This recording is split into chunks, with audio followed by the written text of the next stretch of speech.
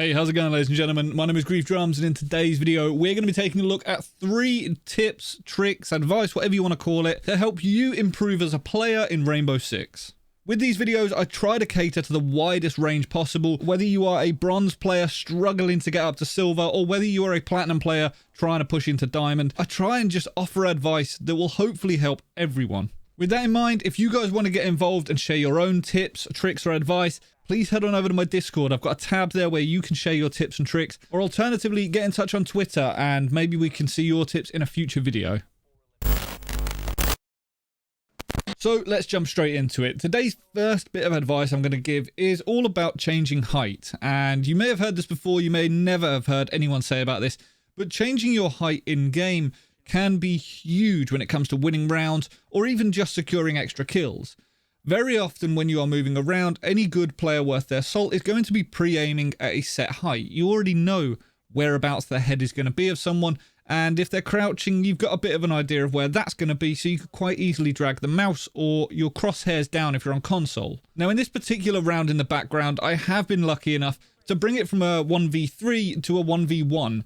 Now spoiler alert, I am going to lose the round, and the reason I'm going to lose the round is because I was expecting smoke to be at a certain height. Now I'll be the first to admit that I don't like posting videos in which I don't win the round. I hate it, but this guy played it so well. I've got a good idea of where he is. I go around aiming from where I think he's going to be, and you'll see that he's jumped up on top of the boxes, completely caught me out, and won the round for his team purely down to the fact that he changed his height. Now the biggest problem for me was I had previously seen him crouching, and I expected him to still be crouching. And unfortunately that wasn't the case at all, and you'll see here I actually tried to flick up at the last minute, but it's way too late because he's aiming at head height for me and I'm nowhere near for him. Now the important thing for all of this is to take away the fact that it's not just about getting higher or lower than your character model normally is. It's more about being unpredictable and making it so that the attackers or defenders, whichever way round this is, don't really know whereabouts you are. So as you'll see here, I get into an engagement with Thermite, I kill him, and then I move into the cash room and jump up onto the desk so I can get a different line of sight in a way that they don't really expect. As we know, they're going to be aiming at head height and not up into the ceiling, and at this occasion here, Thatcher pushes in, and he's aiming pretty much behind the box where I would normally be, rather than up, and although he gets a lot of shots on me, he's shooting my knees, and I know roughly where his head's going to be, so I'm shooting him in the head, and who's going to win that engagement? Now normally it would make a lot of sense to stand behind the cover and utilise that to cover most of your body, but in Siege, when people's reactions are what they are, having the ability to jump up on something and just elevate yourself, or alternatively lie down and get below that person's line of sight, can be incredibly beneficial. If you ever watch any of Macy J's videos, you will see that very often he will get into an engagement with someone and then he will lie down in the middle of the room near a doorway just to catch them out. And as they come bolting in, aiming at head height, ready to pre-fire everything, he just shotguns them in the stomach and easily wins. Go out, give it a try, adjust your height in game, and let me know how you get on. I guarantee you will get more kills. The next piece of advice I want to give today is all about playing the objective smartly. Now, getting kills is one thing, and being able to bag a few here and there is definitely important. But how many times have you attempted to get into an engagement with 2 or 3 people and just lost out the gunfight and you lose the round and you think, what could I have done better?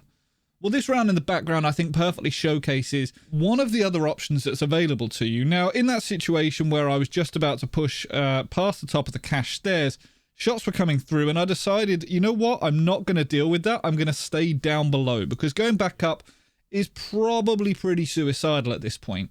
So with 40 seconds left in the round, I'm now underneath the site and luckily I have a nitro charge. Now at this point, Red has already called out there is a camera in sight. So one of the options available to me is to potentially deny the plant.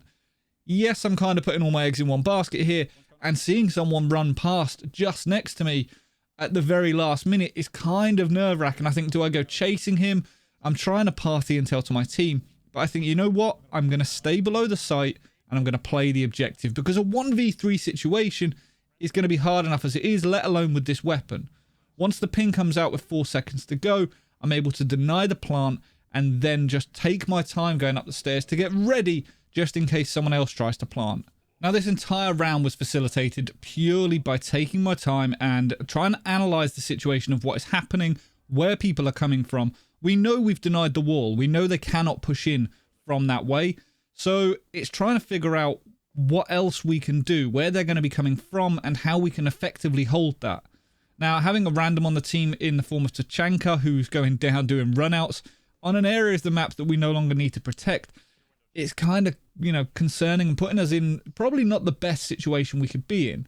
So looking at his health the way it is pretty much a 2v3, and they are being funneled. Now, taking the time to assess what is happening in a round and trying to figure out roughly where people are pushing from can definitely facilitate the way that you play it.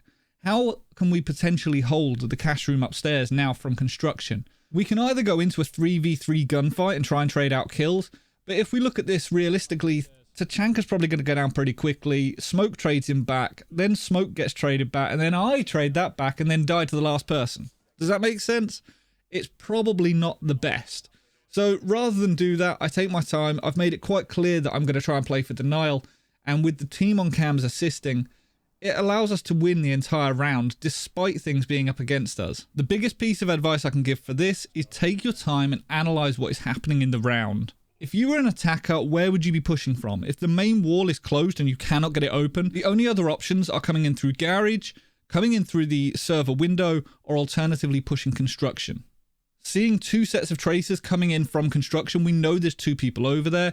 Having seen Tachanka go down to a claymore outside of the main wall and having the time to get back inside means that there's no one over that side of things. Just because you don't have cameras up in certain areas of the map doesn't mean you can't be gaining intel from that area. Going down below the site when there is a little amount of time left can be so beneficial.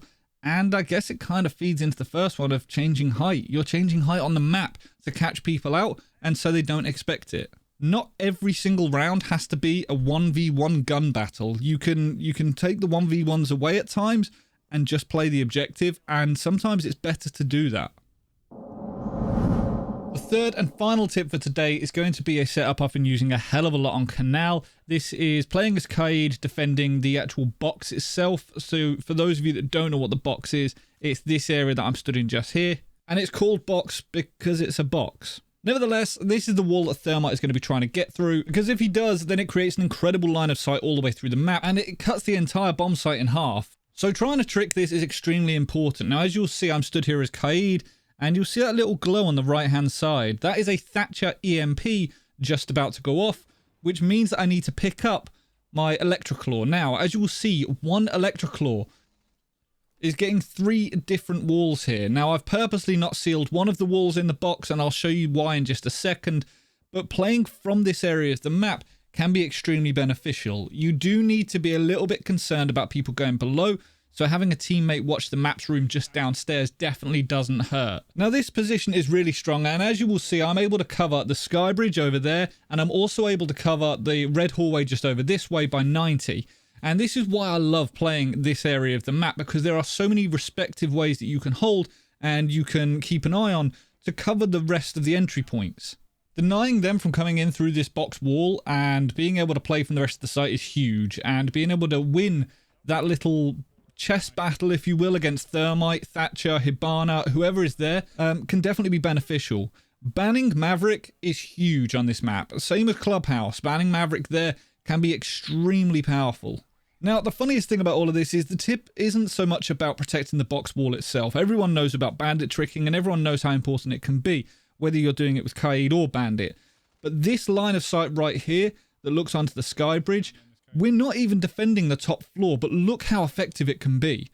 Being able to see the attacker's feet as they come moving up, and they're really exposed, but because they're closer to the wall, they have a harder time seeing me than I do of seeing them. This is so powerful.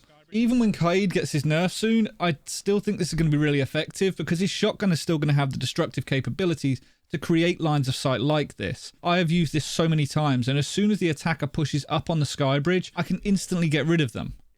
Now, this is genuinely one of the most simple tips ever, and I appreciate that it is, but don't think that shooting at the bottom of a wall is going to facilitate anything unless it is in the right place on the map. I have a lot of distance from that line of sight. The attackers don't. They are going to be up close to it, and this is when it works best. One of the last things they're going to be worrying about is a hole in the wall on their right when they're pushing through that area of the map. So looking at this from an attacker's perspective, anyone that's going to be pushing this sky bridge when they get to these boxes is going to be worried about the server room itself and behind the control desk. They're going to be trying to cover against these until they get past this section of the wall, in which they've got to worry about the radar room itself. And when you get to here, realistically, even crouching, you can't see anything there. So if I go ahead and place an electroclaw down where my feet are, the attackers are going to be seeing very little, whereas the defender that is a lot further back, even if I'm crouching, I'm going to be able to see their feet. I'm going to be able to know that they're there, and any cover that they've got against the people in the server room is brilliant, but it doesn't really work against me that's sitting right here and able to shoot them. Now, we all know that people love pushing down this part of the map. I'm not too sure why. It's a bit of a kill zone. And 9 times out of 10, it just results in your death as an attacker. Getting control of it is strong, don't get me wrong, but the actual walking down of there without the main wall open can be a real nightmare. So maybe this is something you can take away, implement into your game, and, you know, even if it's not just on this part of the map, there are other places that you can utilize this type of technique and this type of tactic. Try and have a look at the sites that you're holding, trying to see where you sit further back, and if you can create these lines of sight, give it a go. See how you get on, and let me know down in the comments below. I'm afraid that's going to be it for today's video. Hopefully you enjoyed this video. Hopefully some of the tips and advice that I've given will help you out a little bit and get your brain working, get you thinking. This game is like chess. It really is. Being able to outthink your opponents is so much more important than just straight up gun skill. If you did enjoy the video, please consider hitting that thumbs up. If you don't already, make sure to subscribe. And until next time, ladies and gentlemen, stay reckless and relentless.